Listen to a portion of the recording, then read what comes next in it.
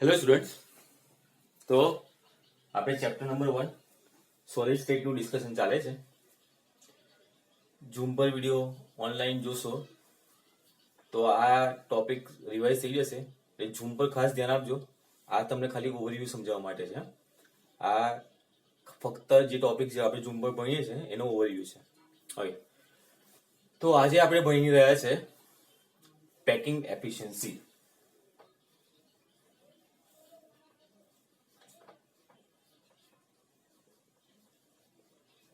Okay, packing efficiency કોને કહેવાય અથવા એનું બીજું નામ છે પેકિંગ ફ્રેક્શન્સ.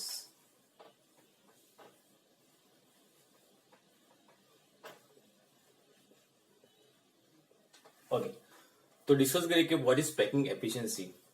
તો પેકિંગ એફિશિયન્સી નો મતલબ કે આપણી પાસે જે પણ ટોટલ સ્પેસ અવેલેબલ છે, ટોટલ સ્પેસમાં એટમ્સ કેટલો પાર્ટ ઓક્યુપાય કરે છે.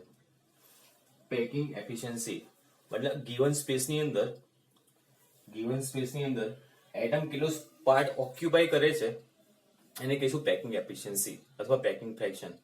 અથવા એવું કહી શકીએ કે આપણો જે યુનિટ સેલ છે એ યુનિટ સેલ્સમાં એટમ અરેન્જ થયેલા છે, તો એ એટમ્સના લીધે કેટલો પાર્ટ રોકાય છે, કેટલો પાર્ટ ઓક્યુપાય થાય છે એને આપણે પેકિંગ એફિશિયન્સી કહેવાય. ઓકે, તો આપણે પેકિંગ એફિશિયન્સી અલગ અલગ યુનિટ સેલમાં ભણવાના છે. પહેલું વાત કરીશું simple cubic unit cell. Simple cubic unit cell એમાં પેકિંગ એફિશિયન્સી કેટલી હોય છે એ ડિસ્કસ કરીએ. તો જો અમે એક સિમ્પલ ક્યુબ ડ્રો કર્યો છે. સિમ્પલ ક્યુબમાં ટોટલ 8 કોર્નર છે. 1 2 3 4 5 6 7 8. 8 કોર્નર્સમાં બધા જ કોર્નર પર એટમ પ્રેઝન્ટ છે. તો સિમ્પલ ક્યુબમાં ફક્ત કોર્નર્સ પર જ એટમ પ્રેઝન્ટ હોય એ આપણને ખબર છે. તો જો આ બે એટમ વચ્ચેની જે ડિસ્ટન્સ છે એને આપણે આપ્યું છે એ નામ, એટલે એજ અને એજ કહેવાય. તો આ એજ ને આપણે કહ્યું છે સ્મોલ એ. ઓકે, હવે સમજો આપણને ખબર જ છે કે જ્યારે પણ એટમ્સ કોર્નર પર પ્રેઝન્ટ હોય તો એ એટમ એકબીજાને ટચ કરતા હોય. આ ક્યુબ જોઈને લાગે ને, પણ એકચ્યુઅલી આ એટમ્સ એકબીજાને ટચ કરતા હોય. એટલે આ એટમ એકબીજાને ટચ કરતો હોય, પાછળવાળા એટમ એકબીજાને ટચ કરતા હોય, આ એટમ એકબીજાને ટચ કરતો હોય, તો એટમ્સ એકબીજાના કોન્ટેક્ટમાં હોય. ઓકે, તો હવે આપણે 4 એટમ ડ્રો કર્યા છે. સમજો આ એક એટમ, એની બાજુમાં બીજો એટમ, આ ત્રીજો એટમ, ચોથો એટમ, એવા 4 એટમ પાછળ હશે. 3 ડાયમેન્શન જો વિચારીએ તો. હવે આ 4 એટમ છે, આ એક એટમની આપણે રેડિયસ માની લઈએ r, બીજા એટમની રેડિયસ પણ r છે. તો આ જે એજ થઈ, તો આ એક એટમ, આ બીજો એટમ, આની રેડિયસ r, આની રેડિયસ r. તો r ને r, આ બંને r ને ભેગા કરીએ તો શું બને છે a. તો આપણે એવું કહી શકીએ કે a is equal to 2r. આ પોઈન્ટ ખબર પડી. અહીં એક એટમ છે, અહીં બીજો એટમ છે. આ એટમની રેડિયસ r, આ એટમની રેડિયસ r. તો r પ્લસ r, તો 2r is equal to શું બન્યું? એ બન્યું. ઓકે, હવે આપણે સિમ્પલ ક્યુબિક યુનિટ સેલ છે. તો સિમ્પલ ક્યુબિક યુનિટ સેલ ફક્ત કોર્નર્સ પર જ એટમ હોય, અને કોર્નર્સ પર એટમ કેટલા હોય? 8. અને કોર્નર પર એટમ કેટલો પાર્ટ કવર કરે છે, રોકે છે? 1/8. તો ટોટલ સ્ફિયર્સ કેટલા થયા? 8 into 1/8, 1 જેટલા થયા. હવે એક સ્ફિયર નું વોલ્યુમ કેટલું હોય? તો volume of one sphere, consider કરીએ. સ્ફિયર, સ્ફેરિકલ, એનું વોલ્યુમ 4/3 પાઈ આર ક્યુબ. તો 4/3 પાઈ આર ક્યુબ એક સ્ફિયર નું વોલ્યુમ હોય. હવે આપણે ક્યુબ નું વોલ્યુમ કેટલું હશે? તો જો ઓલવેઝ વોલ્યુમ આપણે કેવી રીતે લઈએ છીએ? Base into height into this. તો ક્યુબ નું વોલ્યુમ શું થશે? આ a ઇન્ટુ આ ઇન્ટુ આ. તો આ પણ a છે, આ પણ a છે. એ જ ઓલવેઝ a કન્સિડર કરીએ. તો a into a into a. તો વોલ્યુમ ઓફ ક્યુબ કેટલું થશે? Volume of cube is equal two a cube થાય. રાઈટ? હવે આપણે કેલ્ક્યુલેટ શું કરવું છે? તો આપણે કેલ્ક્યુલેટ કરવું છે સિમ્પલ ક્યુબિક યુનિટ સેલની પેકિંગ એફિશિયન્સી. તો એ કેવી રીતે કેલ્ક્યુલેટ કરી શકીએ? કે આપણે સ્ફિયરે કેટલું વોલ્યુમ રોક્યું ડિવાઇડેડ બાય ટોટલ વોલ્યુમ. તો packing efficiency is equal to packing efficiency is equal to volume covered by sphere, એટલે સ્ફિયર નું volume upon total volume. SV લખ્યું છે મતલબ સ્ફિયર નું વોલ્યુમ, ટીવી લખ્યું મતલબ ટોટલ વોલ્યુમ. બરાબર, એ સમજી લેજો. સ્ફિયર નું વોલ્યુમ અપન ટોટલ વોલ્યુમ. હવે સમજો એ ની વેલ્યુ તો શું મળી છે આપણને 2r, તો cube is equal two 2r cube લખી શકીએ આપણે. તો સ્ફિયર નું વોલ્યુમ મૂકીએ તો 4/3 pi R cube divided by total volume કેટલું છે ક્યુબ નું 2r ક્યુબ, એટલે 8r ક્યુબ થયું. 8r cube, r cube cancel થયા, r ક્યુબ કેન્સલ થયા, તો અહીંયા વધ્યું શું 3 નીચે ગયા તો 4 2 8, એટલે પાઈ બાય 6 વધ્યું, તો પાઈ બાય 6. 3 નીચે ગયા, 4 ઉપર છે તો 4 2 8, તો પાઈ બાય 6 વધ્યા. પાઈ બાય 6 ની વેલ્યુ થઈ છે 0.52 જેટલી, 0.52.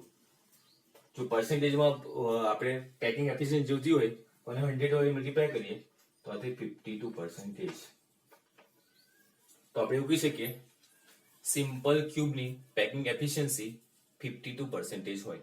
ઓકે, તો પેકિંગ એફિશિયન્સી કેવી રીતે કેલ્ક્યુલેટ કરે? સ્ફિયર એ રોકેલું volume upon total volume.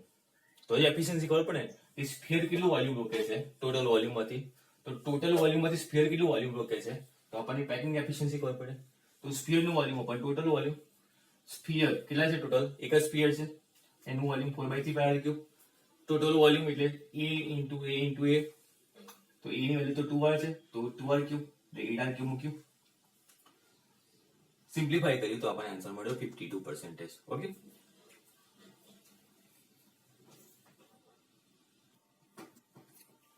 Okay, હવે આપણે પેકિંગ એફિશિયન્સી માં આગળ વધીએ.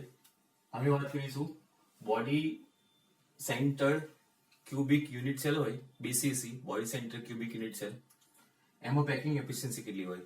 તો મેં આ યુનિટ સેલ ડ્રો કર્યો છે બોડી સેન્ટર. બોડી સેન્ટરમાં જો કોર્નર પર એટમ્સ છે, એ સિવાય બોડીના સેન્ટરમાં એક એટમ છે, તો બોડીના સેન્ટરમાં છે. હવે અહીંયા આ બે જે કોર્નર છે એને એટેચ કરી દીધા છે, તો ડાયાગોનલ બની ગયો. તો હવે જો જે પણ એજ છે, આ બધી એજ છે ટોટલ, જે આ જે છે ને આખી એ એજ છે. આ એજ ને આપણે શું આપીએ છે સિમ્બોલ a, તો આ સ્મોલ a, આ સ્મોલ a. ઓકે, હવે જો અહીં જે બોડી ડાયાગોનલ છે, બોડી ડાયાગોનલ આખો આ ડાયાગોનલ થયો, રાઈટ. બોડી ડાયાગોનલ એટલે આખો બોડી ડાયાગોનલ થયો. આ body diagonal AD is equal two, તો જો body diagonal AD is equal two, તો એક મોટું એટમ અહીંયા હોય, એક એટમ અહીંયા, એક એટમ અહીંયા. તો આ એટમ ના લીધે સ્મોલ r હોય, આ એટમ ના લીધે r પ્લસ r 2r હોય, આ એટમ ના લીધે r હોય. તો ટોટલ r કેટલા થયા? 4r થયા. સમજો ફરીથી. અહીંયા એક એટમ, તો એટમ નો અડધો ભાગ અહીંયા રોકાય છે, તો r અહીંયા. આ એટમ નો અડધો ભાગ અહીંયા રોકાય છે, તો r અહીંયા. તો r પ્લસ r 2r. અને આ એટમ બોડીમાં સેન્ટરમાં છે, તો એમાં r પ્લસ r 2r હશે, તો 2r આનું અને 2r આનું, તો 4r થયો. તો it is equal to 4r.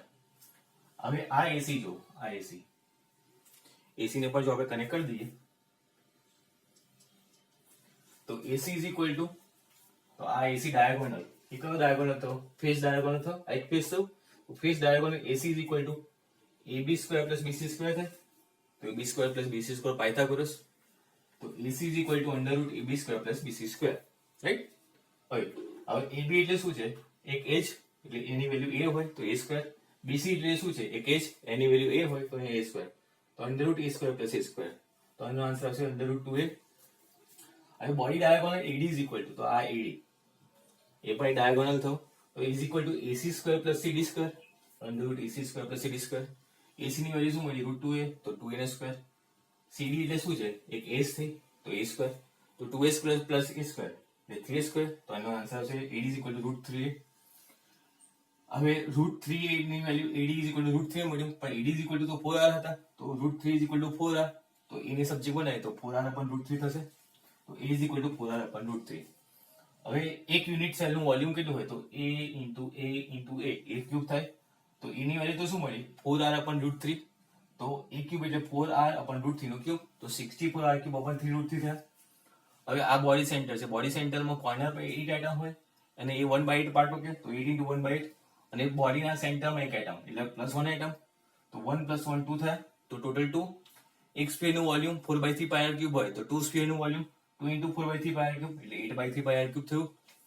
હવે ફ્રેક્શન કેટલો રોકે? તો ફ્રેક્શન રોકે એનો મતલબ શું થયો? સ્ફિયર એ કેટલું વોલ્યુમ પણ ટોટલ વોલ્યુમ. તો સ્ફિયર કેટલું વોલ્યુમ રોક્યું છે? 8/3 પાય r ક્યુબ. ટોટલ વોલ્યુમ કેટલું મળે છે? 64/3 r ક્યુબ. સિમ્પ્લિફાય કરીએ તો પાય √3/8 અને એનો આન્સર આવશે 0.68. પર્સન્ટેજ માં લાવો હોય તો 100 વડે મલ્ટીપ્લાય કરીએ તો 0.68 into 100 તો 68% થઈ ગયું. તો આ થયું body centre cubic unit cell હોય એનું પેકિંગ ફ્રેક્શન અથવા એનું પેકિંગ એફિશિયન્સી. ઓકે,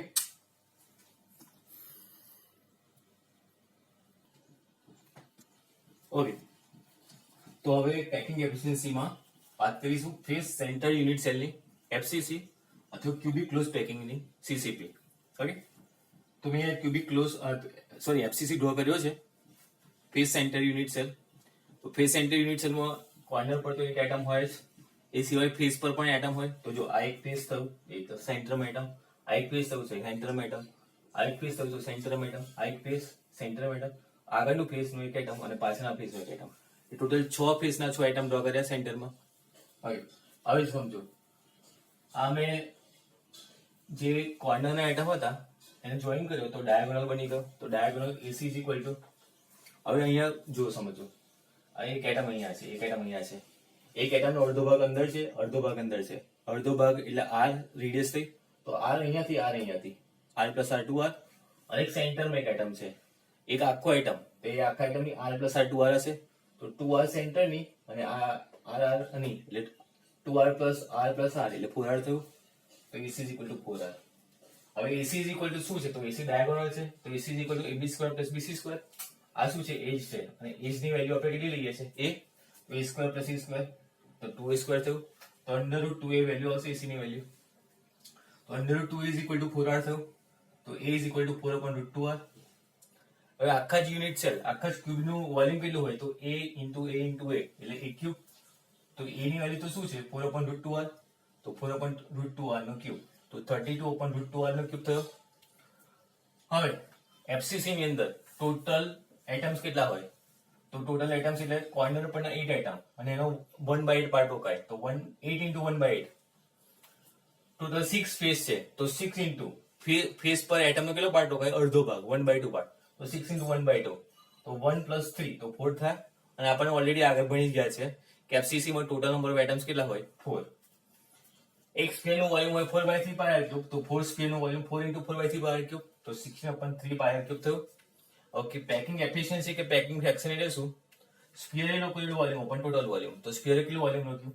16/3 પાય r ક્યુબ અને ટોટલ વોલ્યુમ કેટલું છે? 32/2 r ક્યુબ. સિમ્પ્લિફાય કરીએ તો આન્સર આવશે પાય √2/6 જેની વેલ્યુ છે 0.74. પર્સન્ટેજ માં લાવવું હોય તો 100 વડે મલ્ટીપ્લાય કરીએ તો આન્સર આવશે 74%. તો આ તે પેકિંગ એફિશિયન્સી કે પેકિંગ ફ્રેક્શન એફસીસી માટે કે સીસીપી માટે. ઓકે.